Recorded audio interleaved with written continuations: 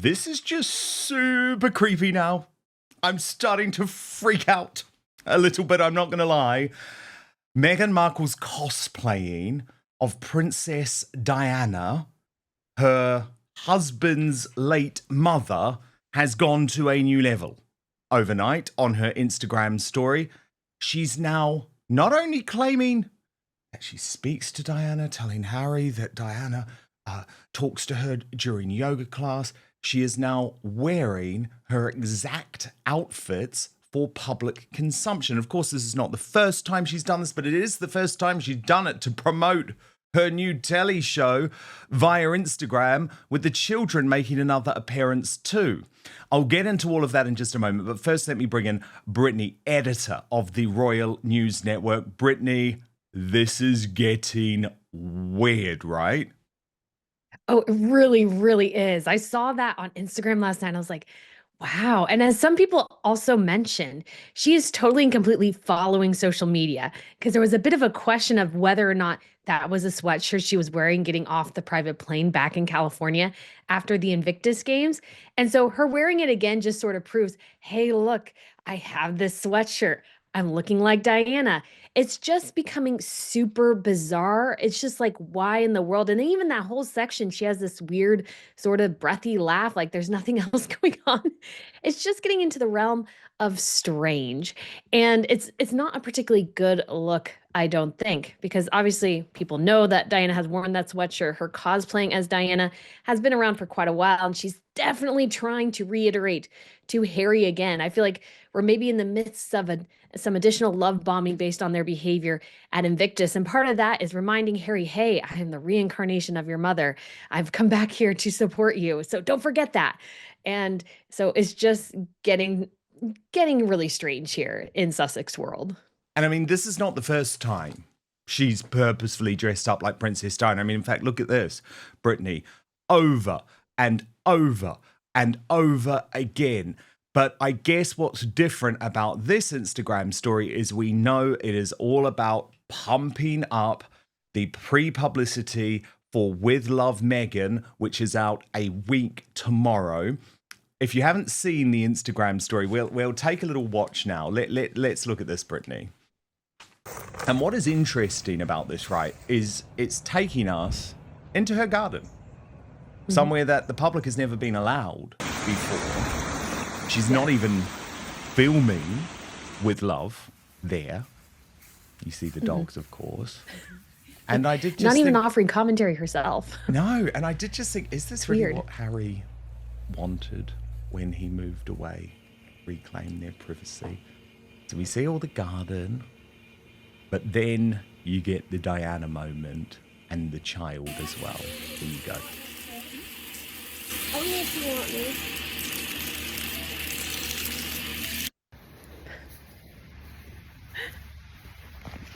Oh, I'm just so casual. It's so weird. Giggle along. Oh, look at my kid, and I'm in a $15 million mansion, but I can't afford a hose nozzle. Yes, and then this is what it comes to, right? I'm going to help you live all of these very clever techniques, just like me with the little orange, into the glass. So that's the story. We're going to see a lot more of this, though, aren't we, Yeah. Brittany? Mm-hmm. Yeah, and you could maybe say too, she's sort of rage baiting. I could see her doing a little bit of that, especially with the Diana cosplay sweatshirt. But you watch all of that, and it just seems to me very braggadocious. Looking at me walking around in my $15 million estate, and look, I did a little bit of work, even though we all know this whole brand relaunch, everything about it is an epic train wreck. But look, I'm walking around in my mansion, and even that end bit with her squeezing the lemon or the orange or whatever into the glass, I'm looking at that table going, that is so uninspiring. And she's supposed to creating this lifestyle brand. I don't really want her lifestyle. There's nothing in it that is really appealing to me. And it's just coming off, I think it's very out of touch. I feel like she's so behind the times when it comes to what influencers and people on social media are actually doing, that is just coming across as really basic and banal and boring. Like should have been a moment where she was explaining to us how she was inspired by the brand based on where she lives and stuff, giving people greater context instead of this weird silent tour telling everybody, look how wealthy I am. Look, you can see my kid's hand, but oh, you can't see my kid. I hate those kind of games. It gets really obnoxious. So this whole thing, I think, was once again an epic fail on her part in terms of just selling herself. I just don't think she's doing that well. By the way, we're not the only one who thinks the Diana thing is totally cuckoo, totally messed up in the head. According to Taz, posted on this, she's unhinged to be doing this over and over and over again. She knows exactly what she's doing, hence laughing at herself again. I also wanted to show a couple of posts from Nancy Sidley of the Sidley twins, because first she made the point, which I think is completely right, like, is this really what Harry signed up for? But then, most shockingly, she claims to have proof from a member of the Sussex squad that Meghan Markle is actually looking via her Instagram on the Sussex squad stories. And as Nancy points out, this proves that Meghan Markle is aware of how nasty and vile the Sussex squad are, and she still watches their pages. What did you make of that revelation, Brittany? Oh, I thought that was super interesting, Dan, because I have always been under the assumption that because Harry and Meghan say nothing about the Sussex squad, they're fully complicit in their behaviors, fully and completely complicit. They are allowing, or I think encouraging in many instances, all of this nasty behavior that the Sussex squad engages in, stalking. I mean, I've had it happen to me. They're stalking my family members on social media. I'm like, why? Why are you doing that? That's so weird. And that Meghan, I think, is somebody who I think revels in this. She wants the worshipers, and that's exactly what the Sussex squad is. They sort of worship her, and she just loves that. And if Harry is thinking at some point those people are going to come to his defense, in the case of Harry and Meghan divorce, oh no, he is going to be the devil to them. So he better be on his best behavior in many instances, because really all they care about is her. But their behavior and the fact that she's watching them, I mean, I think she trolls constantly social media, because we see this quite a Yes. bit of her doing things, especially recently, reacting to our commentary on social media. So she's Exactly. She 100% sees watching. it and then She's she reacts. obsessed. And it's total Yes. bull. It's always bull. It's always been bull Mhm. when she says, oh, I don't read anything. I don't look at the social media. Here's Oh yeah. proof of So it. fake. And the other thing that's really interesting about this, Brittany, remember, Meghan Markle only follows one person on Instagram, herself, or her brand anyway, as ever. Shall we just call it her stolen brand, by the way, given Yep. all of the companies she's visiting. So what that actually means, Brittany, is she has had to go and seek out the Sussex squad and view their pages. It's even more shocking in a way. It is. And I'm sure she has, she puts in hashtag Meghan Markle or hashtag I love Meghan or whatever. And she is constantly looking. She's constantly looking. And I think this is a reflection of how she has failed so badly in this public space. Because if you're constantly reacting to what people are saying, you're never going to, you're more reactionary rather than being proactive. And I think it's very detrimental to her to actually be, if she wants to be a successful business person, be too obsessed with social media. But we always know she has been so obsessed with it. She's been desperate to get back on Instagram for years, because that is where she can portray her perfect self, her sort of, ego self there on Instagram, not the real Meghan, sort of the fake Meghan. And that's why she loves Instagram. She even said in the Netflix series with Harry that, oh, I wanted to get a sense of him by looking at his Instagram. And we all know Instagram is fake. We all Totally. know it's fake. So she wanted the him he thought he was, so she could sort of kind of delve into that. But she has always been obsessed with social media. She's, I think, obsessed and totally like in love with the fact that she's cultivated this fervent fan base and worshipers. Like she, I think, revels in that. But unfortunately, she also doesn't take into account how they behave and how they are harassing Doesn't people, give a damn. stalking people, doing all these crazy things on her behalf. And she does not care. I think she enjoys it. She does not give a damn, because as I remind people a lot, and you can go and look at my exposés on this of the Sussex squad on my Substack, but she has never, not once, ever publicly distanced herself with anything to do with the Sussex Squad. But of course, Exactly. because we are just a week away from the launch of the show, the PR is ratcheting up a notch. So we have Us Weekly, who is like now her propaganda outfit, saying Meghan is fully embracing her new era. And I think someone replied there, like, what? As a flop? And then page 6, this is interesting, the New York Post claiming that we're finally, Brittany, finally going to see the authentic, the real Meghan. Now, just before I get into the article, do you remember? We've been promised this quite a few times, Brittany. This was the Spotify promo all of those years ago when we were told that was going to provide us access to the real Meghan. Yeah, and her friend Abigail Spencer, you and I talked about this. She said we were going to get the sense of the real Meghan. I feel like this aim PR-wise is a complete and utter disaster because it implies that, well, who have we seen for the last 7 or 8 years? Who was on Oprah? Who was on Netflix? Who was on Spotify? Who was doing all those interviews? If it wasn't Meghan, because we don't know the real Meghan, then who was it? That it raises huge number of questions. And I feel like the reality is we do know the real Meghan Markle. She can't pull the wool over people's eyes anymore. We know exactly who she is.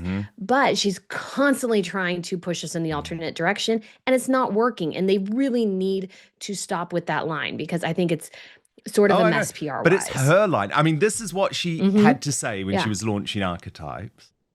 Should expect the real me in this, and probably the me that they've never gotten to know. Certainly not in the past few years, where everything is through the lens of the media, as opposed to, hey, it's me. I'm just excited to be myself and talk and be unfiltered, and yeah, it's fun. And here's what her team are now briefing to page 6, Brittany. She doesn't claim to be perfect. That's what the gist of the show is. She's just having fun. Harry is a true partner, said a source who knows the couple. He's happy that Meghan is sharing this part of herself again. Inspiring people with beautiful ideas is one of her greatest passions. In many ways, this show is now going back to the beginning of their love story. I think so, Brittany. What? I mean, this is like total crazy spin now, right? It is. It's getting into the realm of just total delusion, but they live in that realm quite a bit. But the idea, number one, that Meghan Markle is fun, I would argue is probably not necessarily the case. I think she's probably fun in certain instances, but I don't think she is a barrel of laughs, to be quite honest, because she's clearly somebody who can't poke fun at herself. I think she's incredibly conscientious of every single move she makes. But this idea that somehow we've never gotten to know the real Meghan, that somehow she couldn't prove to us because of the media who she really is. But that's false. She had 5 years now to start another Instagram, and she decided not to until somebody started paying her. As a member of the royal family, you can show your passions through the royal family and through your work. You know, Catherine with the early years, that is obviously a huge passion of hers. You have Prince William with Earthshot. You can, of course, do that. You can inspire people with quote unquote beautiful ideas, although we sort of know Meghan has no original ideas. That's probably why nobody is inspired and this whole line is not working. But there are so many ways within the royal sphere where you can be yourself and you can share things. It just wasn't her way. It just wasn't the way she wanted. And she just hated how the media saw right through her. I think Bethany Frankel, she said it really well, is like, we as the public, we're pretty smart. We just see right through her. She's trying to pull the wool over our eyes, and we're not fooled. And she keeps trying it again and again as if for the 35th time it'll work. It's just not going to work. And so she needs to stop with this line, stop with these kind of public relations issues where it's like, oh, you're going to see the real me for the first time. It's like, we've seen the real you, Meghan, and that's your problem. We've seen the real her, and we're not convinced by the fake persona. No, indeed. Now, then they came to the bad news, right? Buried within this New York Post article. Sources told us that the As Ever lifestyle products won't be ready for sale until a few months after the show's launch. As Page 6 previously revealed, the mom of two has teamed up with Netflix to sell her products. Contrary to reports we had told, there won't be any pop-up installations or branded cafes at malls across the country. So that was all just spin, Brittany. All just spin, saying, oh, she's going to be in the bricks and mortars Netflix store. She's launching this show with no product. It's nuts. It's like the type of thing that if you were a contestant on The Apprentice, you'd be immediately fired for. But first, the reason you're watching this show is because you know that these days it's almost impossible to trust the mainstream media or the so-called fact checkers who claim to patrol social media. And that's for a very good reason when you think about all of the big news stories lately, Brexit, COVID, Donald Trump, etc., etc. So I have the solution. Today's sponsor, Ground News, created by a former NASA engineer to provide you with the only safe way to consume the headlines, is it? Go to ground.news/outspoken to check it out for yourself. But now let me show you this incredible website and app in action. So let's look at a story. Let's choose, for example, the recent game-changing speech by the US Vice President J.D. Vance to the Munich Security Conference. It was great. He tore into the European governments, including ours here in the UK, for their despicable retraction of free speech. And what you can see using Ground News is that they have collated the 361 sources into one place. And then they instantly show how the story is being covered by the media, broken down by whether the organization leans left or right. And it's illustrated by its brilliant bias distribution service. If you scroll down, you can see every article about this topic broken down by the political position and ownership of the publication. So in the case of Vance's speech, it shows quite clearly that Newsmax and GB News gave fair and accurate coverage, focusing on how finally someone had the guts to point out uncomfortable truths to European leaders. In stark contrast, the left-wing HuffPost claimed the speech left all of Europe aghast, while The Independent, not surprisingly, missed the lead altogether and decided to focus on Vance's joke about Elon Musk, which the newspaper claimed bombed. It didn't, by the way. What's more, though, is that Ground News actually gets to know you personally, providing you with the news stories you're really interested in, but also analyzing your own biases. And I really want to tell you about my favorite feature, which is the one that comes up with potential blind spots in the news that you might not be hearing about because of the corruption of the MSM. Now, look, I know you love the news, that's why you're watching Outspoken, but you don't trust the legacy media. So Ground News effectively gives you the tools to understand the truth about what is really going on in the world. It is the only way I read the news. It allows you to see through media bias and manipulative narratives, no more relying on the MSM to define the truth for you. So you can go to ground.news/outspoken to check it out. Subscribe through my link for 40% off the Vantage plan.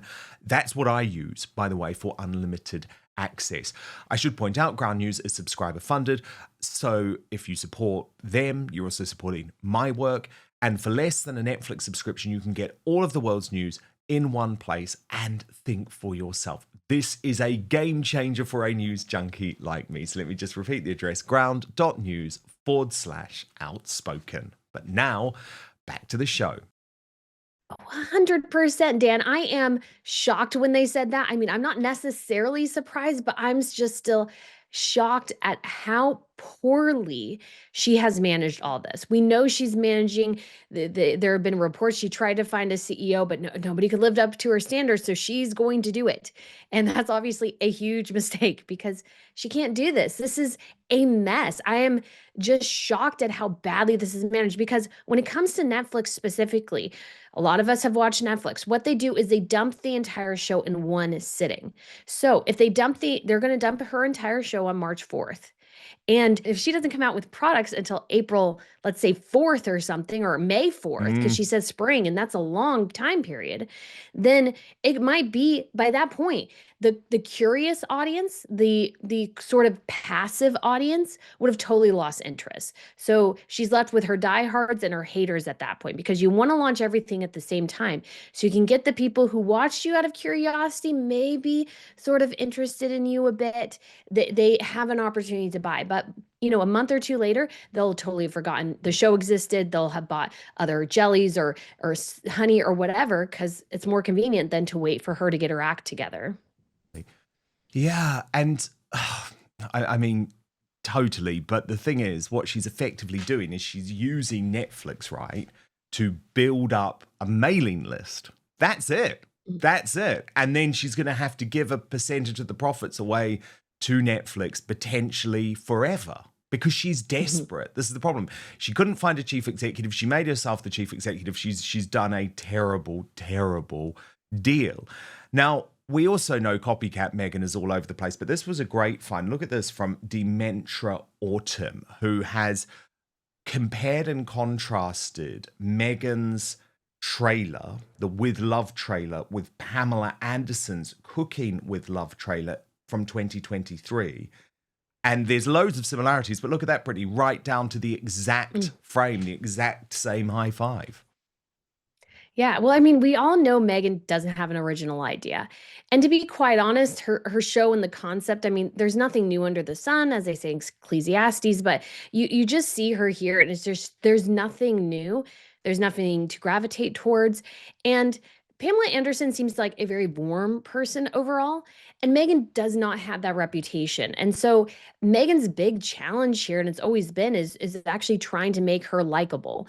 And that she constantly copies is indicative of somebody who's not confident in herself and can only copy from things that have been done better, and she does a subpar job with it. I mean, there's some people who can copy and do better, but she's just not one of those people. And so it's so incredibly obvious how much she's taken from others to try to create this because she has nothing else to offer. And I mean, honestly, it's sort of pathetic in many ways that this even got greenlit, that Netflix is behind it, although I'm sure they are taking royalties from whatever she's making. And they were her only investor because they were probably the only people who would invest because they were sort of tied to them already. And so she has this sort of recipe for disaster here. And the whole premise for the show sounds antiquated. The ideas, at least the one we've heard from Mindy Kaling so far, is pretty lame. So I just don't have high hopes for this being particularly interesting. And I'm sure you can find a multitude of things throughout every episode where she has copied somebody else who did it before and did it better. I know. There's loads that's been copied from poor Pamela. By the way, if you want to sign up to any mailing list, don't sign up to Meghan Markle's, okay? Sign up to mine, www.outspoken.live, and then you get all the royal news and everything into your inbox, and you can sign up completely for free. There has been much more of a publicity drive going, Brittany, though, and the one that I actually found most cringe was reported by the Daily Express, but it was actually in the newspaper, which I guess Meghan's team would consider a favourable liberal publication. But it was headlined by the Daily Express as Meghan Markle's reputation U-turn after Trump jibe as move off camera revealed. And the story is so funny. Meghan Markle is thought to have proved that she is far from demanding, with a source sharing what she is really like when the camera stops rolling. And the idea, Brittany, is because after shooting the With Love series, she treated the cast and crew to a gift. So this is what a source briefed to the newspaper. She gave a speech on the last day of filming and graciously gifted Our Place pans and wooden spoons for the entire crew and engraved them in her own handwriting. But as Princess Carparkle quite rightly pointed out on this, I'm crying. Meghan Markle clearly leaked the story about how undemanding she is and how she gifted the crew of With Love Meghan Our Place pans, which I guarantee she didn't pay for. Oh, and a speech. Am I supposed to be impressed? Because the Kardashians gave their 30-member crew each Rolexes.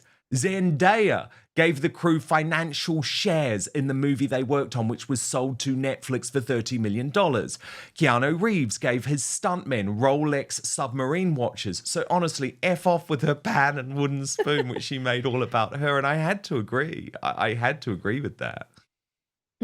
Yeah, I just actually purchased some Our Place pans recently because I actually got one at a YouTube event and I actually really like the product, but they're only like a couple $100. And so you're comparing that to like Rolex watches. And I believe Taylor Swift gave her entire crew each a $100,000 bonus, if I'm not mistaken. And so what she's doing is really basic, is kind of expected. And although pots and pans are nice, they're not super exciting, especially with her cursive handwriting on it. She's so obsessed with that. It's a little ridiculous in that she thinks they're super excited to have her specific handwriting on their wooden spoon. I just don't find that particularly exciting. And I would bet you, because she gave the Our Place pots and pans to the disaster relief there in California, that she went to an event and they were hosting it, that she 100% got those for free. So she didn't go out and buy anything. She didn't really think about the crew. She's like, oh, I can get this product for free. I can sort of personalize it to make it seem like I care. And then I can give them all this. But this is widely expected, sort of in Hollywood in many ways.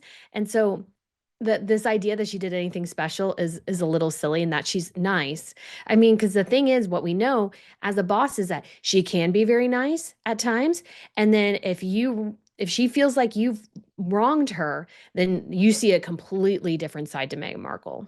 I know, but it's like she thinks, oh, I know, I can bully people for months on end, and then I'll get an ice cream truck to show up at Kensington Palace, or I'll give these All is people a forgiven. couple of pants, and they're just going to forget about the way that they have been treated for months and months and months. And look, her poor team, because when it comes to As Ever and all of the disaster over the launch of this brand, it's actually really difficult, Brittany. So it was revealed over the weekend that Meghan Markle is now banned from selling clothes under the As Ever brand because a Chinese fashion firm is among many others to have used the name. Now, you actually posted on X about this. That's not a good move. Again, if Meghan had chosen a different name, she could have opened up that door for future expansion. But no, she has no original ideas, and it damages her brand. And there's lots of criticism coming specifically in America, because I think people really don't like the fact, Brittany, that she's just completely railroaded over the As Ever New York fashion company, which is followed by Gwyneth Paltrow now,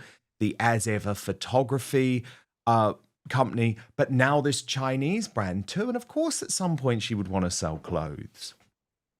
Well, exactly. And Dan, when you're starting a business, the last thing you want to do is constrict yourself because you chose a name that's used by a multitude of other people in different areas. And I believe this paperwork telling her that she could not use that name to sell clothes, they found that out, I think, sometime in the fall, maybe even in September.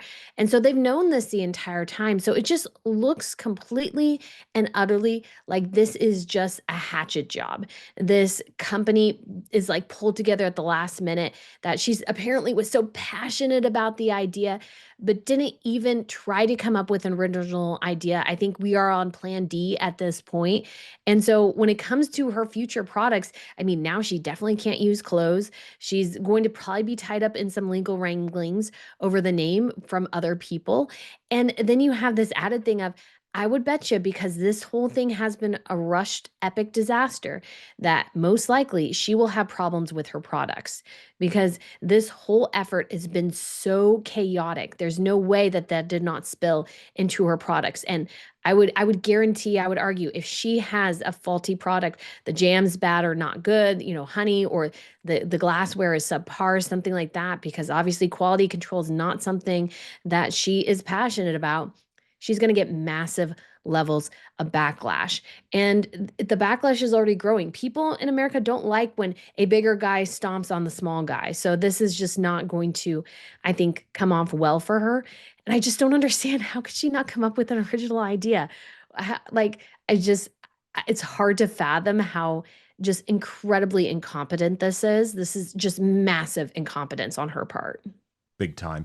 And look, I mean, it was interesting. Jack Royston, who's the royal correspondent for Newsweek, used to be, right, a Meghan obsessive, like one of her propagandists. Now he has done a 180, as many working for American publications has, and he thinks that it could be the New York company, As Ever, that actually is able to sink Meghan's brand in court. Watch this.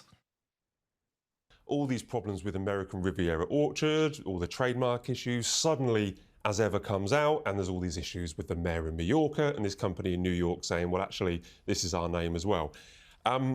it's the worst rebrand ever.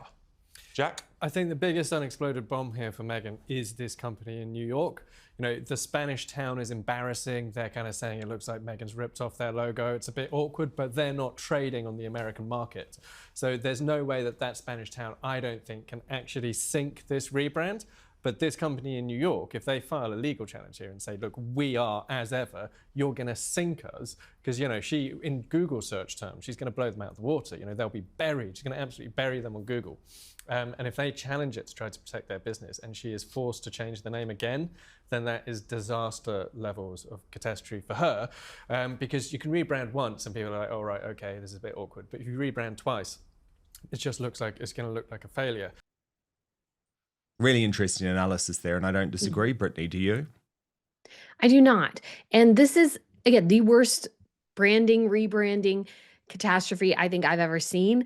It's just an absolute mess because this is all totally avoidable. All she had to do was some searches. When I was coming up with my channel name, I did searches, made sure I could get all the handles that I needed, that there was no competition. Like, this is what you do when you're starting a business. And that she couldn't do these basic things, it just raises just a series of questions, I think, of her level of competence, her ability to actually launch and sustain this business at this point. And any competent business person would not be interested in investing in her. And they're looking at the potential legal challenges because I think they're right. This New York-based company, as ever, they have been using that name since 2013, I believe. And there's sort of a common law thing here in the States that if you've been using the name for a certain period of time, you don't necessarily have to go after the trademark, but you do have an avenue to challenge somebody who takes or who is trying to utilize that trademark.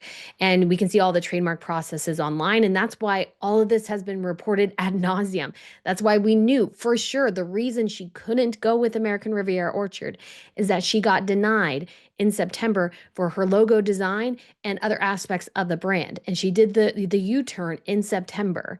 And that's when she started pursuing as ever. So this is somebody who just doesn't know what she's doing. She does not have a vision for this company. And she's going to face, I think, a lot of uphill battles, unnecessary ones. Again, she had to have known these companies existed, but she didn't care. And I think that's a huge, black mark on this brand now. She's already operating the brand on a deficit at this point with the rebrand and now all these challenges, and people feel like she's taking other people's names and all these sorts of things. And it's just, again, I go back to all of this was totally avoidable with a competent team. Meghan's not competent and she's running the ship and she's running it into the ground at this point. Thank you so much for watching Dan Wootton Outspoken. Please click on my face just to the bottom left to subscribe to this brand new independent news source and turn on the notification bell so you'll be alerted to our brand new live shows, uncancelled interviews, and special royal episodes. Outspoken is also now available as a podcast, so you can listen to the show every weekday on the go, wherever you are.